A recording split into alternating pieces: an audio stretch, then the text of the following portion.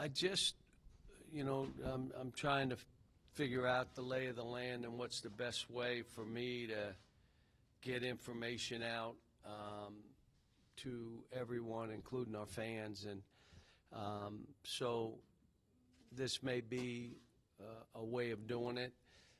We have things coming up that I want to get out, and I want it out everywhere, and so it can't just be us putting it out or me putting it out. I'll go through a couple things going on, and then I'll answer all your questions. We have this women's clinic coming up Sunday, the 5th. Done it before, and it's always been a home run because it's another group that you connect with and become embedded in the program. And let me say this, these mothers and grandmothers end up adopting these players. And I don't mean having them over the house. I'm saying that's who they root for. And it's all different people. We already have what we thought we'd have, and we only put it out for a couple days, and it's at a number already that I was like, wow. So I kind of feel that it'll take off, and it's going to be one of those things people look forward to. And I even said, for the women who are coming in for the Tennessee football game, make your husband stay. He can't come to the event, but make him stay, and then you can tell him what happened during practice after we're done and after the clinic's over. So hopefully we're not shutting it down right now, but we got the number we thought we'd get already. But there may come a point where I said, I don't want it to be too big the first year because we're not the facilities and stuff. I don't know my way around everything yet. So we have the tip-off tour. So we're going to Hot Springs on the 12th. We're going to Pine Bluff on the 13th. My guess is they'll both be sold out. And you might ask, why are you doing this? Like, what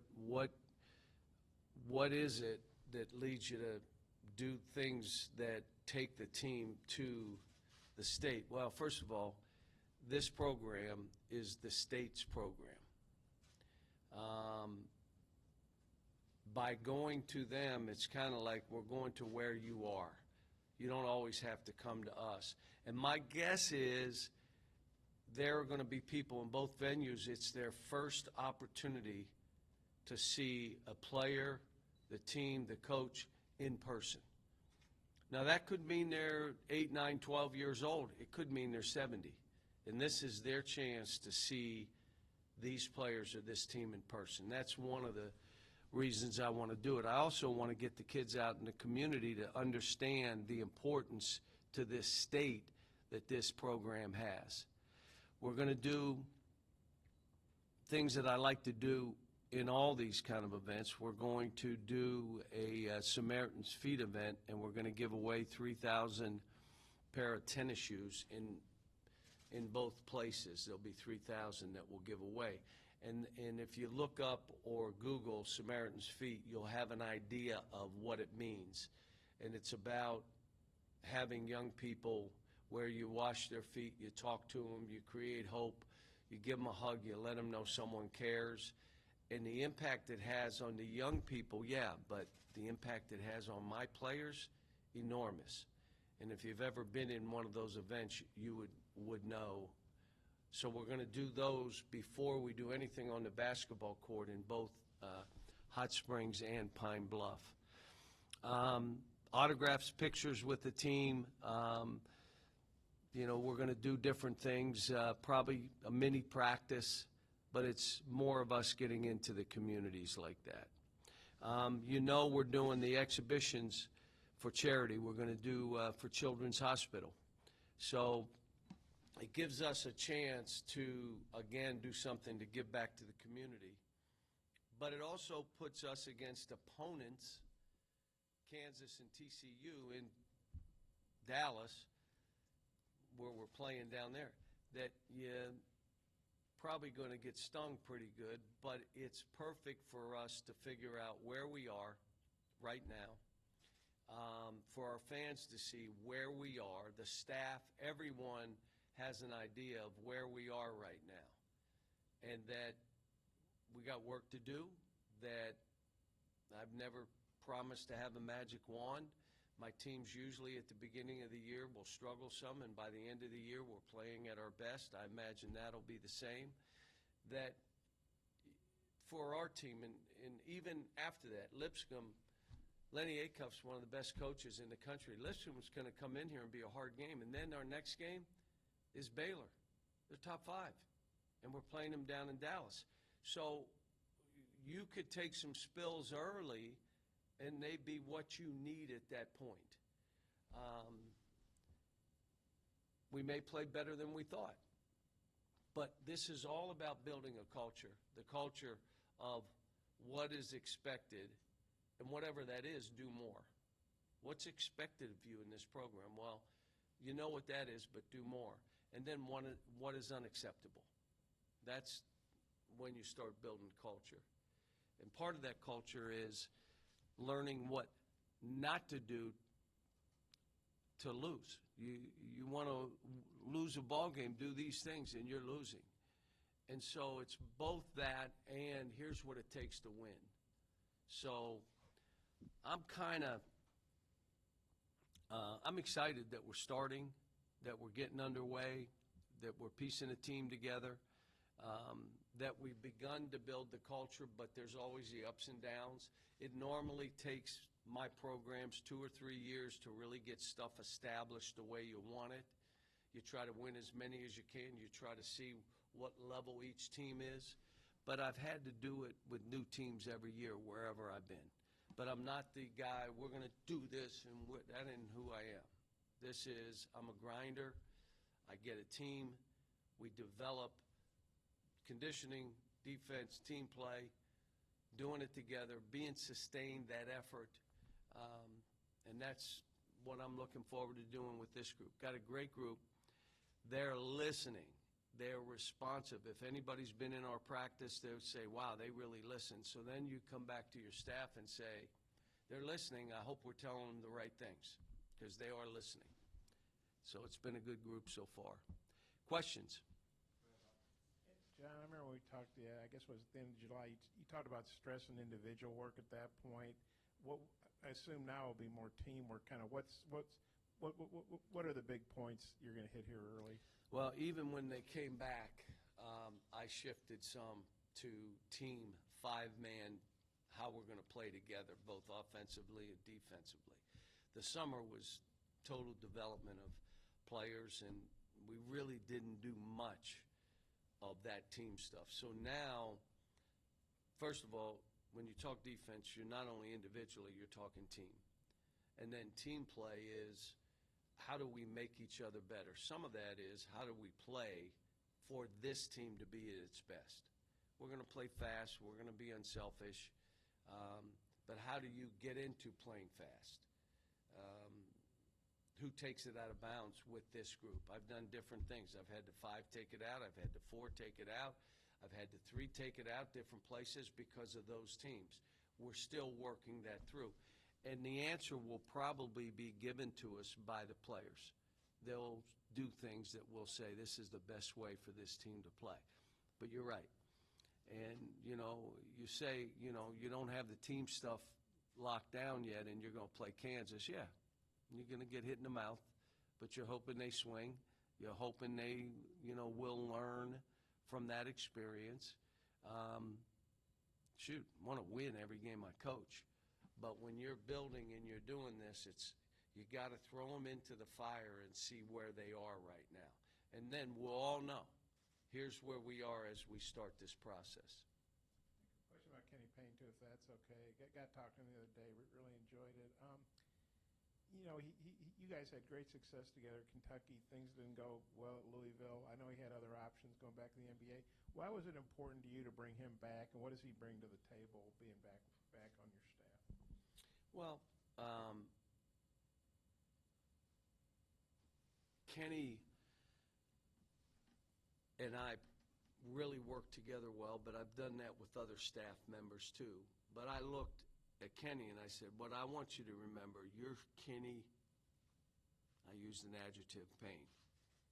Don't you forget that. And I want you to come here and be that same guy. I want you to be who you are. I want want you to challenge the kids. I want you to be involved in what we're doing, talking to me offensively and defensively.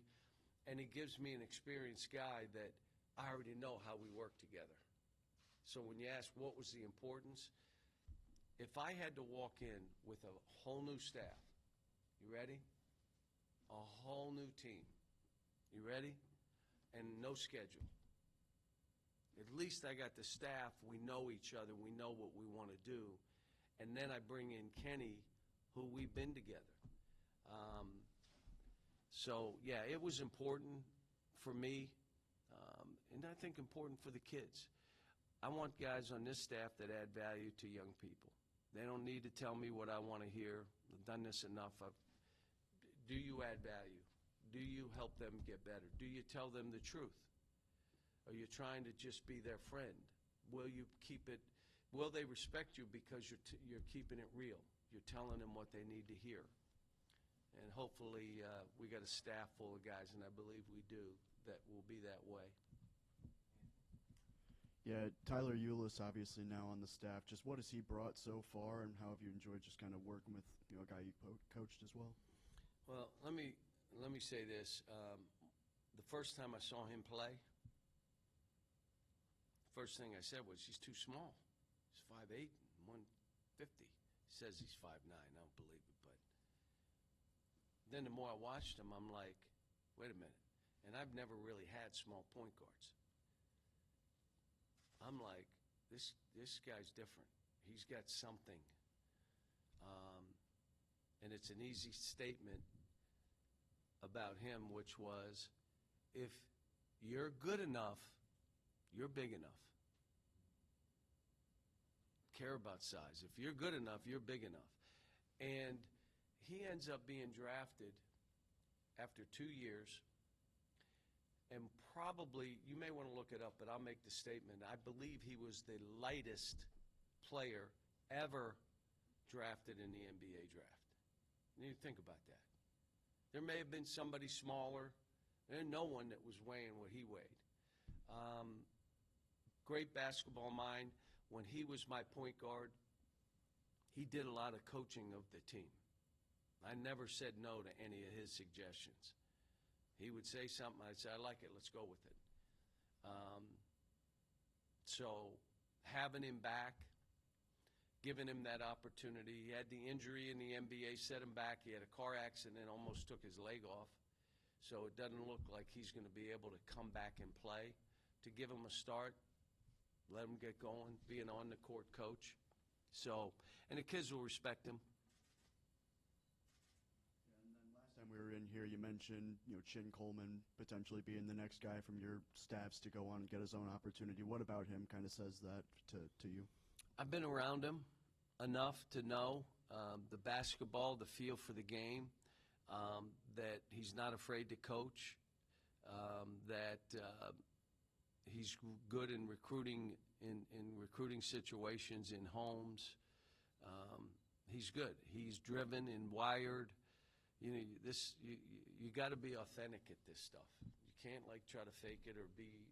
He is who he is, and he loves it. And that's why I say he. Not only that, I think he'll be really, really successful.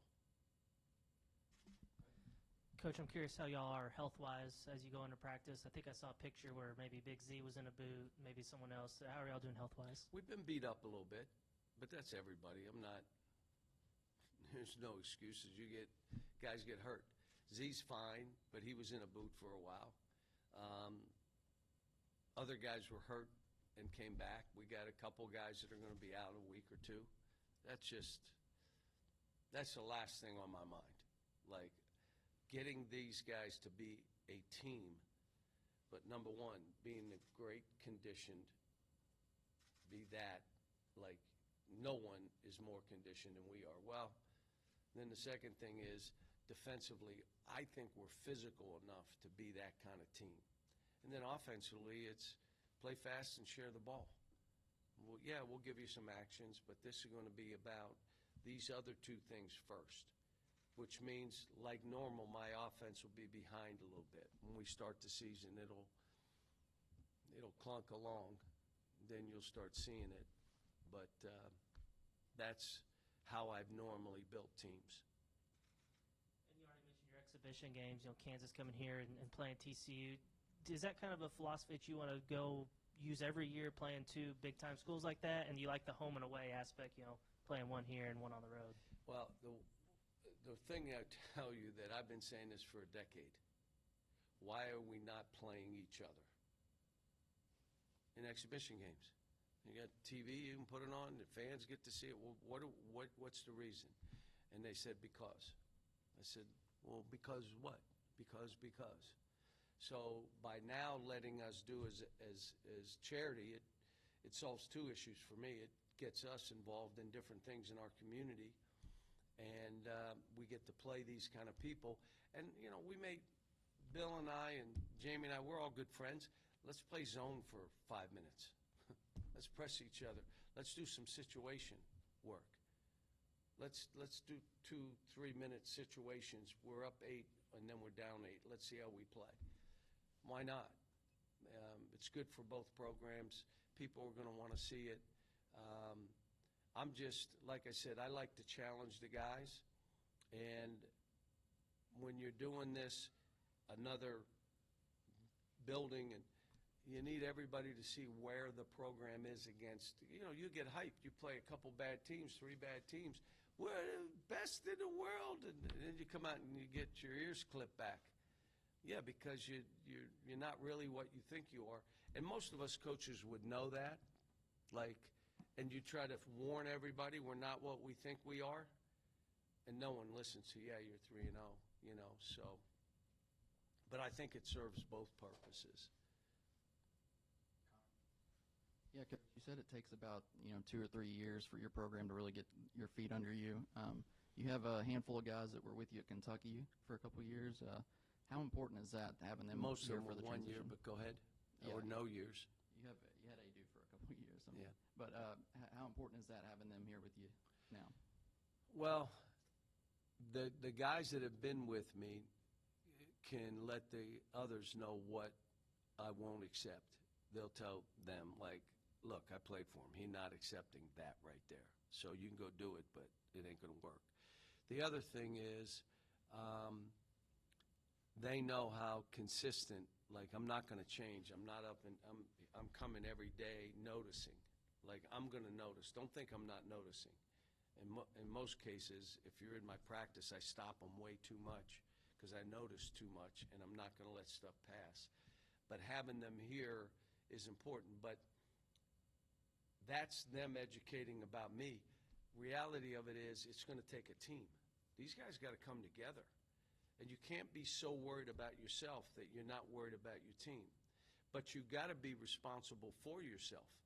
I'm not responsible for you. Are you getting in the cold tub after practices? Are you stretching? Are you doing what you're supposed to do? Are you eating? Don't come to practice and say, I have a headache. Really? Did you eat breakfast? No. Did you eat lunch? No. Well, what do you expect? You're going to have a headache. You are responsible for you. And then we bring this team together, and they care about one another so much that it's amazing when they accomplish stuff. Did you watch that Mets-Atlanta baseball game? Did you see the Mets, the celebration, that these dudes are hugging each other? They're truly family, and they're there for each other. But everybody has a role. Some of the better players are held to a higher standard. Some of the other guys, we need you to help whenever you can. And that's when you're putting a team together. So, yeah, they're going to help the process, but you got 2 guys. One played and then was injured. Adu played for first year, didn't play that much, but last year, and then he got injured. And Z didn't play till the last 10 games. So, to say they'll know me, yes. To say that they know each other yet, they're still learning. DJ Wagner is one of those guys. Just kind of what have you seen from him now that he's made that transition over with you? And what do you kind of want to see from him this year after kind of struggling last year with all the expectations he came to Kentucky with? Well, here's what was funny. Before he got hurt, I believe he was freshman of the week 3 times. He just struggled. No, he was playing great. and then he got hurt, and he never really bounced back from that. He had a couple things, but he didn't. I think he's healthy. I think he's more athletic than he was. The kid lives in the gym. He knows how to read his body now. When I need to step back, when I need to, or when I can be uncomfortable, and it's good for me. But I'm expecting a lot from him. I mean, you want his leadership. If you walk in my gym, the voice you hear is his. That's the voice you hear, which means he's into his team. And now I want him to play, do what you do. Fail fast. There's some stuff that you did in high school that you can't do in the SEC. Fail fast, learn, try it. And then after the third time, I'm looking, do you understand it doesn't work now? So, but I want him to go be who he is. Unbelievably coachable player. Maybe one of the best I've ever had. If you tell him something, he does it that moment, right then. And then I blow the whistle and say, do you guys understand? I just told him, and look what he did. He does it. Well, the rest of you catch up to this. Just know whatever we're doing is trying to help you as a player and help the team. You've had no short of success with freshmen laden rosters, but a little older squad this year in a new era of college basketball. I'm just curious, have you seen any tangible differences, summer workouts with maybe an older team than you normally had? We're approaching it the same way, but you're right. Right now, I knew you have trouble when the kids were playing against the team and the guy's waving to his two kids in the stands. You're saying, this got a little old now. What are we doing here? So to say you're going to do it with 18 and 19-year-olds against 24 and 25-year-olds, you got to make that adjustment. We have 3 freshmen on the team, really 4, but those 3, and we have some older players. Let's see. Now, you know I want to have a roster of 8 or 9. 10 guys, we all know 10, 11, 12. Will they have an opportunity to play? Yeah, you have injuries. Maybe they play better. Maybe they are better than I even thought. Yeah. But the reality of it is you have a group.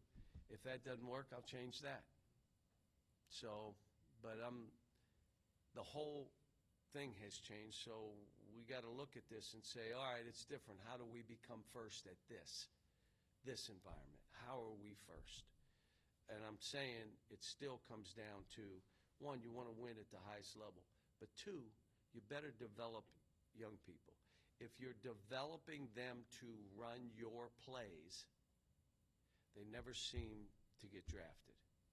Now, you may say, well, it's more important that they run the plays and we try to win than they become pros. Well, if you do this and they're getting better and better and they become pro prospects, your team's got an upside that's way better.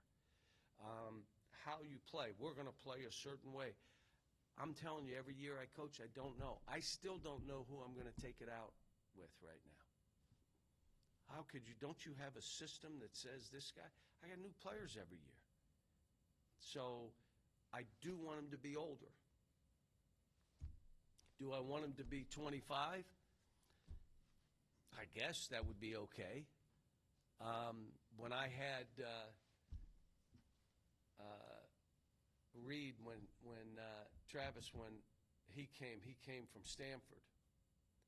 He was older, like the oldest player I coached for a while.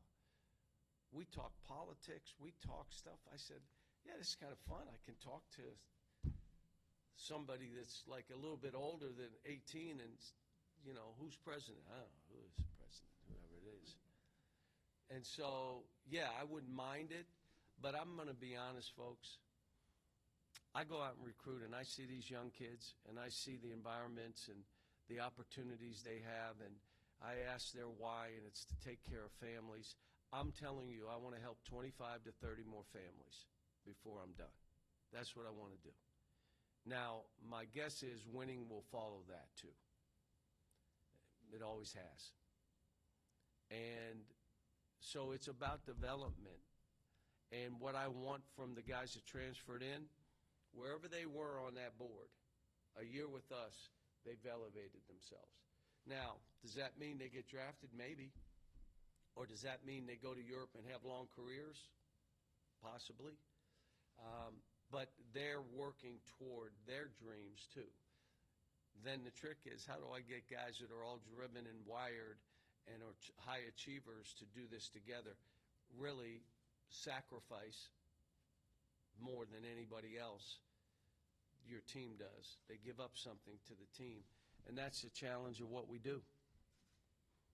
Just curious, if the season's almost here personally, like has it hit you yet that, this is such a new environment after, all the new roster, new schedule and everything? I mean, is there a level of added excitement maybe for you personally in a new place like this just a month away? Yeah, there is. I mean, I'm excited about us getting going. But I got to tell you that like everywhere I go, people are, Coach, can't believe it. We're so happy. And I just don't know when we lose a game or two where that will go. But I could tell you that as excited as people are that I'm here, I'm excited to be here. And this is an honor. Like, I've gotten together with Coach Richardson. Coach Sutton, you guys know the relationship I had with him, and his son was here. His grandson's in the as a manager for us. But,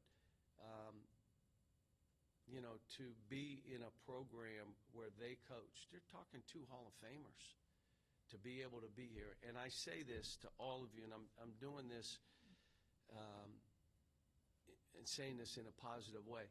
I'm in a seat that I can use the term, I'm like the rented in the seat. And so what I do with the seat, I think it's important that I get involved in the community. I think it's important that I take the team out and let people see it. That I'm approachable, but my players are also approachable. I think that's really important, and if you don't, you cheat the position. So this position, there will be someone else in this position at some point, hopefully after I help 25 or 30 more families. Then their job will be, don't cheat the position. Don't just go watch basketball tape. Don't just be about the plays you're running.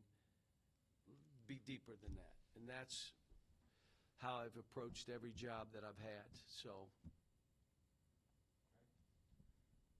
Coach, sorry for the general question I'm about to ask, but you've been around a lot, you've seen a lot. I'm just curious, in the 6 months you've been here, has there been something that's surprised you? there was some sort of, I was up on the square next to Chin, and Cheers, and I was sitting on a bench, and this animal with a long tail came walking up behind me. And I'm like, what the hell is that? I didn't know what it was, but then it scurried off. But it was about that big, and the tail was like, whoop. So somebody could tell me. I said, I don't know what it was. I'm just happy it ran the other way. It didn't attack me. What was it? Chupacabra, the mythical chupacabra. No, it wasn't mythical. It was real. This thing was there. I mean, it was big. What about your personnel with your players and stuff? Anything that they've done that has jumped out to you, surprised? Maybe something that you didn't know you had with a guy?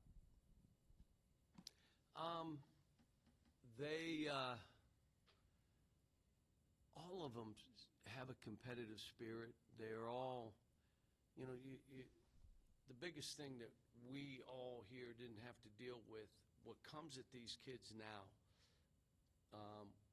why do more people want to be in their life at an earlier age? Say it. Money. Yeah. So now all of a sudden, no one cared about me when I was 16 and 17. They weren't trying to get a hold of me. They weren't trying to. So all of a sudden, you could learn and grow. And now these kids are 15, 16, and you got people in their lives that are all, and then the expectation of what they are supposed to do. And it's like I've had players come with me that needed to stay in school longer.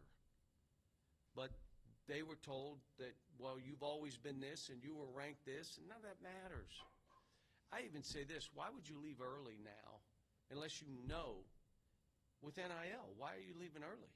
You can't before. They'd say, my parents, I got to do this. I get it. So all of that, what they have hanging on them, I'm pretty conscious of that. Having meetings with them, talking to them about if there's anything in your background that you need to rectify, you better, because this is going to be really hard. And you got more people going to be pulling at you, that you have to be clear that everything is cleaned up with you. And then the other thing is, what someone's opinion of you shouldn't matter to you. It's none of your business what their opinion is. Don't go on this internet. Don't go on all the stuff. They were telling me I have 2 million followers. Probably half of them are not fans. I never go on there and look. I put things out. I just found out do I have Snapchat? What's the other thing? What is it? Instagram. What is it? Instagram. I didn't even know I had that. What's the other one? Facebook. I mean, they like, and let me say what I'm going to do because we have meals and they still have phones. Some of them have 2 phones or 3 phones. What? So if I'm getting upset, like I'm telling them, you can't live in there. You got to live on the court. The only place they don't have a phone, thank goodness, is on the basketball court. They got to talk to one another. But if they mess around, I'm going to have a practice where they got to have the phone in their hand the whole time, and we're going to practice. Pretty hard to do. Well, it's hard to live a life that way if everything is listening. How about it's hard to sleep if you're laying there? Oh, I just heard a buzz. Well, how do you get a good night's sleep? All that matters now when you're in this league playing against older players who are more experienced than you. You better be rested. You better have diet down. You better have you better be your biggest cheerleader. All that stuff is stuff I'm trying to work on with this group. They got to feel good about themselves as players, but because they're doing more than expected. They're coming back from injuries.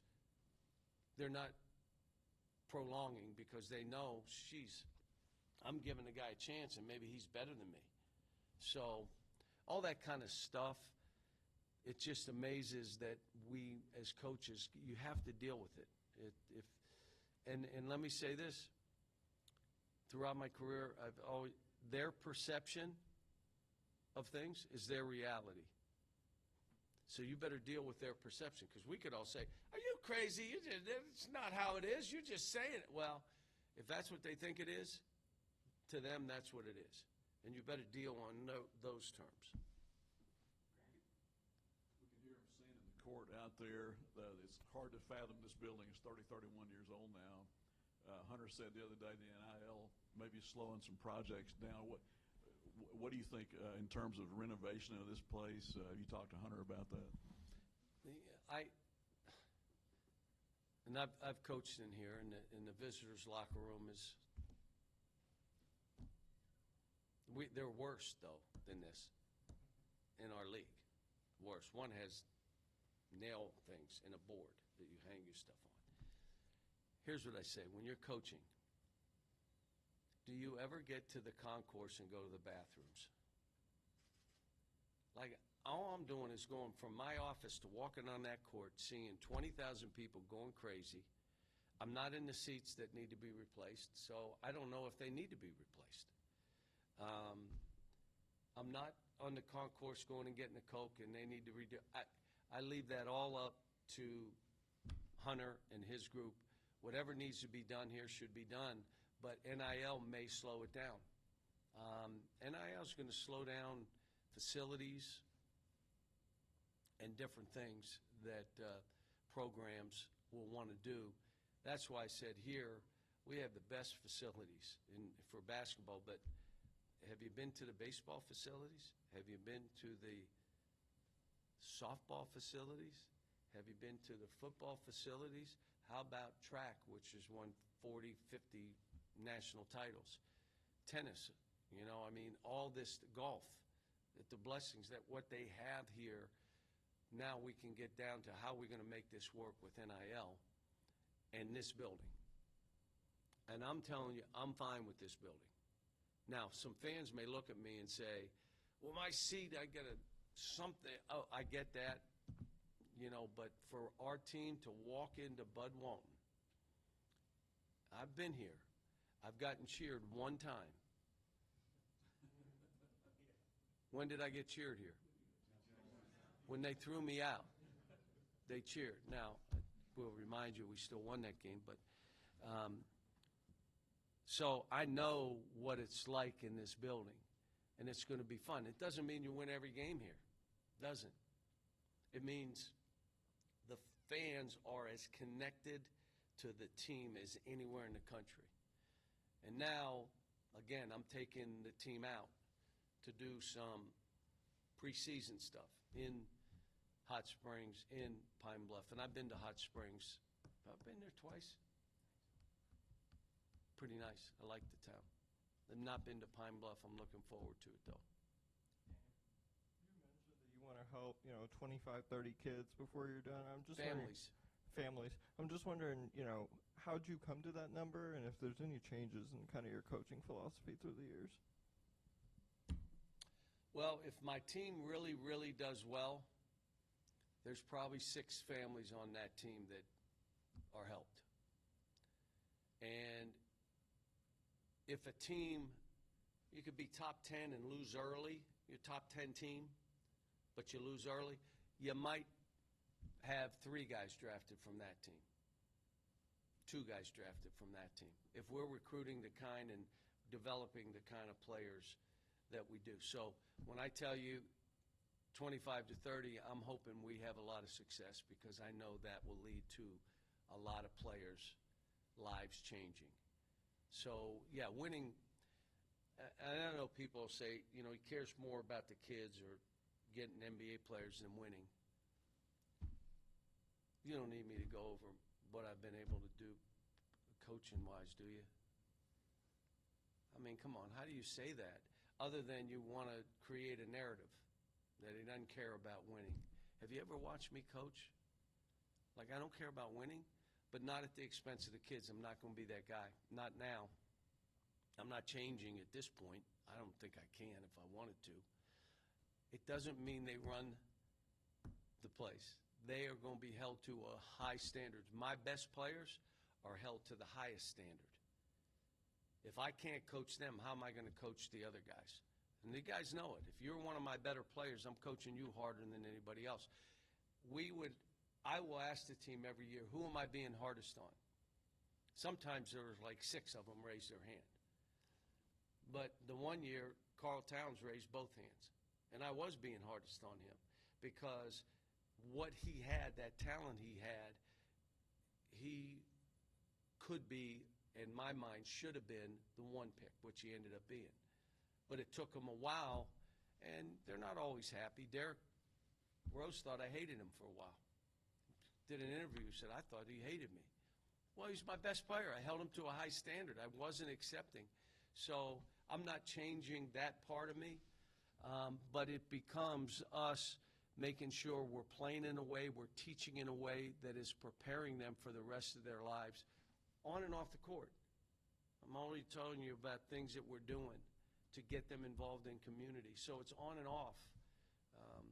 Talked about the NBA Community Assist Award. Go look at past winners and figure out how many of them were my players, that hopefully they learned with us how to give back, how to create joy. Because if you're not doing something for somebody else, and it's also as a basketball player. I talked to Jamal Murray about Jokic, and I said, he'd rather pass than score, yeah, because then he's happy and the guy he passes to is happy. He said, I get 2 people happy. Now, he's still an MVP with a passer mentality. Think about that. So hopefully we can find that guy here too. What else? A couple, if that's okay. I know you talked about this, and I saw the video. You had Doug Case, the sprints coach, come in, and I think it was Chris Bailey, the Olympic gold medalist. Is that something you did? Have you done that at Kentucky and other stops, and just kind of what led to that, and how much do you think it helped you I out? have done that at other stops, and what we've done is, you see your players running, and they're running like this, and feet are flying, or knees are out, and you're basically, they don't know how to run.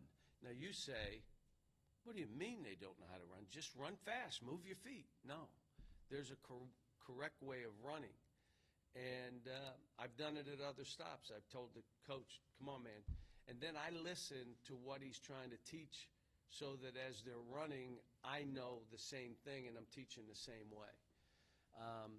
And he did a great job. He came over and did a great job with the guys. As a matter of fact, some of the guys went back over to the track to work with him. So you think about this, again, something small. They learn to run the right way, maybe stride out that much more than you've been striding. That means it's one less step, the length of the court that you're taking, which means you're faster. Because everybody says, you can't get faster. Well, you can get faster. Now, it's not going to mean that your just feet are moving faster, but you're striding out. You're learning to explode off your toes and the balls of your feet. You're not landing on your heel, which is a break. You know, I mean, they just, you have to teach all that stuff, again, when you have young players who are 18 and 19 and have not been coached that way. So, yes. And then I probably also saw a video when you brought Nolan Richardson in to talk. Looked like the guys. Did you really guys enjoyed it. hear his talk? Yeah. How good, there were two things about it. On point, everything. There's no substitute for conditioning. There's no substitute for strength and toughness. And then he said, and either you play to win or you just play to play. Which are you? Then he also said, I like what I'm hearing and all that, but he did it in 5 minutes. Why can't you go 13 minutes? This day and age, they can't stay focused that long. So he did all that he did within 5 minutes. It was unbelievable. So, yes. And I want him to be a part of the program. I invited Ted Owens and Larry Brown and Coach Richardson, all of them, to come to this Kansas game and sit in the first row and, you know, the history of the programs and all that. Yeah, I want to bring people in to meet with the kids and have an impact on them. So I'm sorry. He's obviously getting up there in age. Like, we're all getting older, right? But it seems like he still has his fastball, so to speak. How impressed were you that, I guess he's in his 80s now, that he could still hold an audience like that, a group of really good players? He and I did something at his golf outing that he does for his daughter, and we sat together and went back and forth. Still really funny, like sharp, and it doesn't take him a minute to think. He has it, and I want him to feel that, just like I did with Coach Hall and Coach Bartow and Coach Lehman, you're welcome in our practice, and all suggestions are appreciated. Come on in and sit down and watch. So he knows that he's welcome to our practice, and, you know, I think it's good for the players to see. And, you know, again, won the national title, could have won two. The guard gets hurt from UCLA, and Cameron Dollar, who no one knew, goes for 27? What? If that doesn't happen, they win two back-to-back, and how hard is that? And he did it. So he's somebody we all should respect. But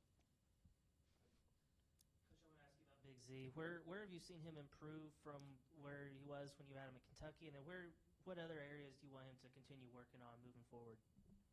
biggest thing is he's got to get in the best shape of his life, and that's hard, especially when you're 7'2". But you know, he's a great kid, and we just got to figure out where are we using him, how are we using him. He's skilled for that size, good passer. You know, fighting and on this team, you know, with TB, who's explosive, and we're trying to get him to be an attack player, not just a jump shooter. He's doing pretty good. And then with Jonas, you got that kid that's been in this league, was an all-conference player, physically able to do the stuff you need done, and that's going to help Z get better because that's who he's practicing against every day.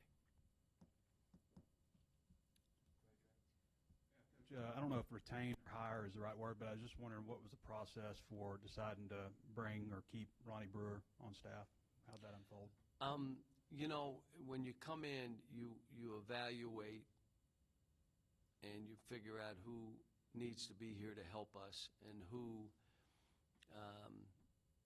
has a feel for what I'm about and what we're going to be about in the culture. And I felt that with Ronnie.